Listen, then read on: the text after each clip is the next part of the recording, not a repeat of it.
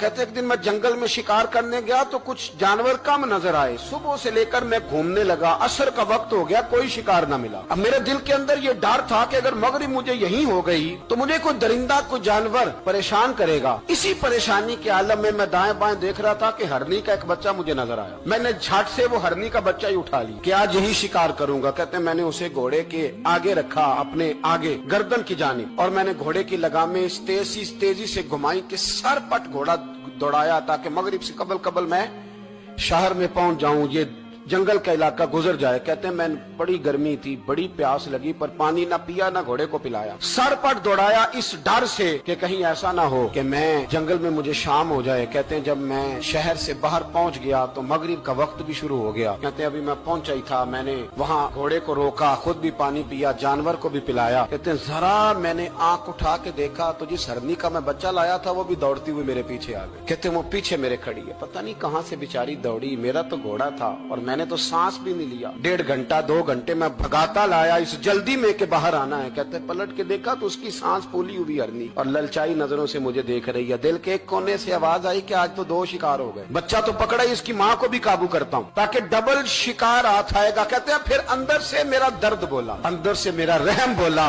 एक माँ अपना बच्चा लेने आई और इस तरह तो उसे तकलीफ नहीं दी जा सकती कि उसे ब्लैकमेल करके माँ को भी रख लिया जाए। कहते हैं जब मैंने उस हरनी की तरफ देखा तो उसकी नजरों में सवाल था, उसकी नजरों के अंदर सवाल था, कुछ मांग रही थी। कहते मैंने उस बच्चे की पुश्त पर हाथ फेरा, फिर मैंने बच्चा छोड़ दिया। कहते उसने पहले बच्चे को बाजुओं में लिया, फिर अपनी जुबान से अपना बच्चा चाटने लगी। कहते हैं फिर वो जब जंगल की तरफ जाने लगी तो एक दफा उसने मेरी तरफ देखा, दूसरी दफा उसने आसमान की तरफ देखा। जिंदगी में मुझे इतना सुकून कभी नहीं आया था जितना आज आया। कहते मैं घर गया, इशा की नमाज पढ़ी, बावजूद मैं बिस्तर पे लेट गया।